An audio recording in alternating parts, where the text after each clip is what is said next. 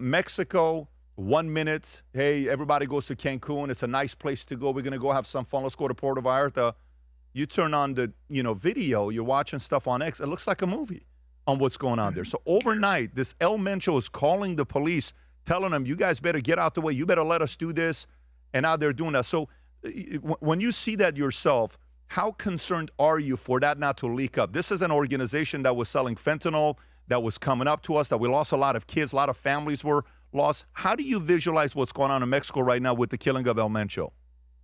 Well, it's not just that, Patrick. It's that President Trump had the foresight to designate those cartels as foreign terrorist organizations. He recognized the true threat they were to the American people. I look at Mexico and how for years they have allowed these cartels and these criminal elements to gain strength. Joe Biden's administration allowed them to get rich.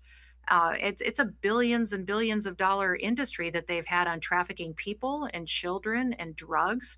And by having that open border and allowing the cartels to do whatever they wanted to do to victimize people and profit off the deaths of not just Americans, but people around the world, that's the consequences that Mexico's facing today. You look at those pictures and those videos of Mexico, that's what happens in a country that doesn't push back on criminals. It doesn't enforce the law. That doesn't stop those activities in their cities. So that's the reality of what America could look like in just years to come if President Trump wasn't doing what he's doing. If you allow those criminals to embed themselves and get root in our cities, that's what happens, is that you have a government like the Mexican government now that's just fighting to even survive. And I know from President Sheinbaum, her experience is down there. She's partnering with the president now, but she has absolutely recognized how vulnerable she is, how she has people around her and even in her cabinet that she can't trust to necessarily do the right thing to protect Mexico. And that's why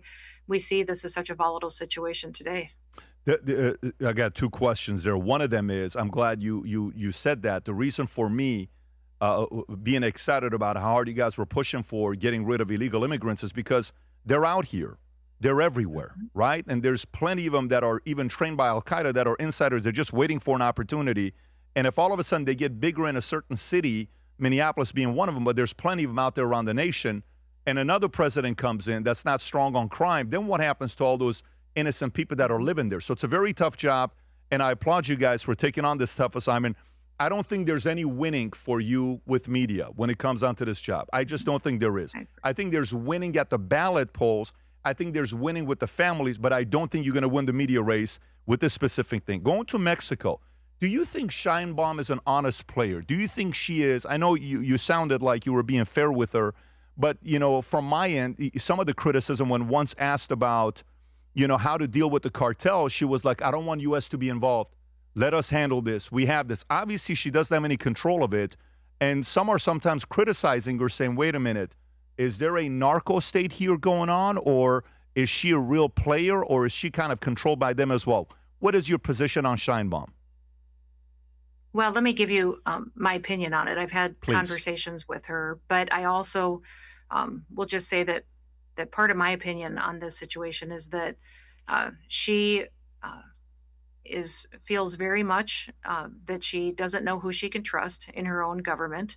I've been disappointed in her leadership. She could have shown more strength in the last year to partner with President Trump when he first offered it extensively. But I also know that she recognizes that her government is very tenuous, that if she uses wisdom and discernment and she can come to a better spot rather than declaring a war with the cartels when she knows that her military may not even be willing to fight to defend the country, that she may have people within her own military or in her own cabinet which are facilitating a lot of the work that the cartels are doing. So yes, I think she should be bold. Yes, I think she should be strong. I've been disappointed in her.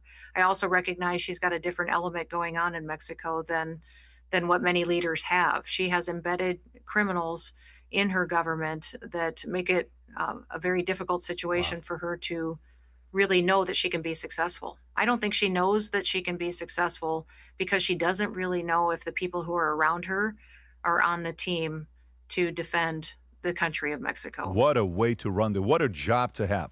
Who wants that job, right? You don't even know. Right. But you appointed them, right? Meaning her. So Mhm. how can U.S. help facilitate in finding out if some of those guys are real players or not? Is this somewhere where, where our intelligence can play a role on giving intel to her to make her smarter? But then you have to know if you 100% trust her as well to give that intel to her. Is that a role we can play to educate her with her team? We do. We have some security agreements with them where we share information.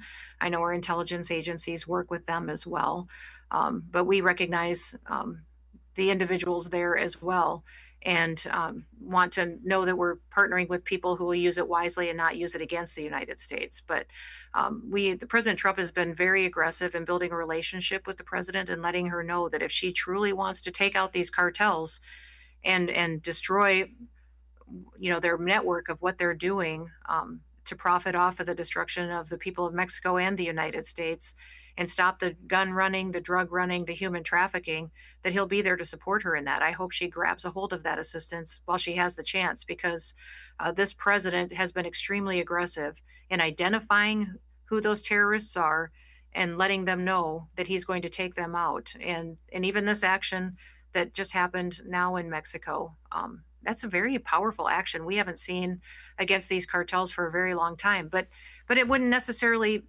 be necessary, except the Biden administration allowed them to get so strong.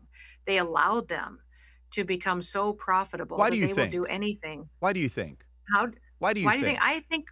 I think they recognized that that may have been something that they could allow to have happen, to let the amount of people into this country that they needed to get a corner on a powerhouse to elect Democrats to office and control the country.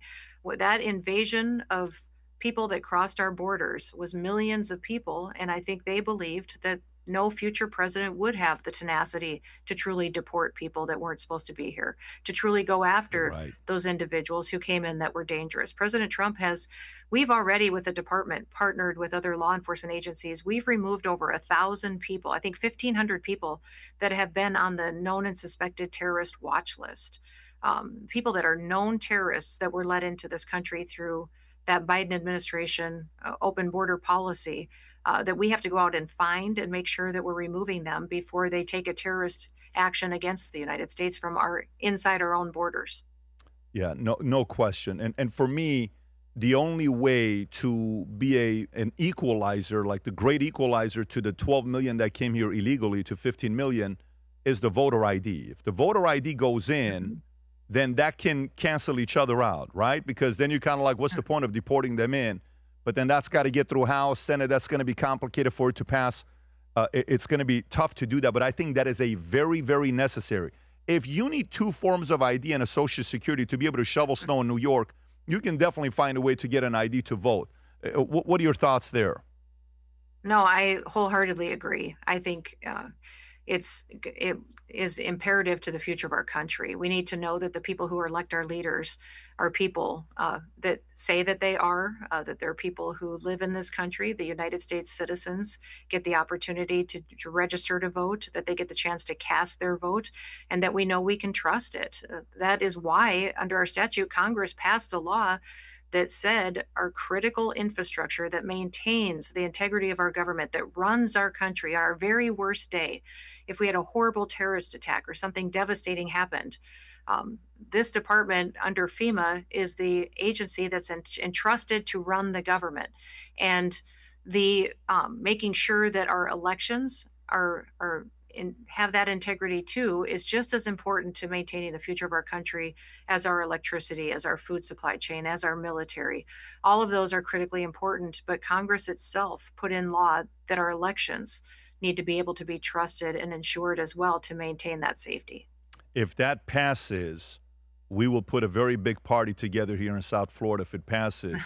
It's a massive thing. We're already planning on doing something big on 4th of July, but if it passes, I think there's a lot of enemies that'll push back on that. If you love this country, show it. Lead with pride in the Valuetainment USA collection. Designed for freedom thinkers, built for everyday leaders. Red, white, blue. Purpose. Wear what you believe in. Valuetainment USA. If you enjoyed this video, you want to watch more videos like this, click here. And if you want to watch the entire podcast, click here.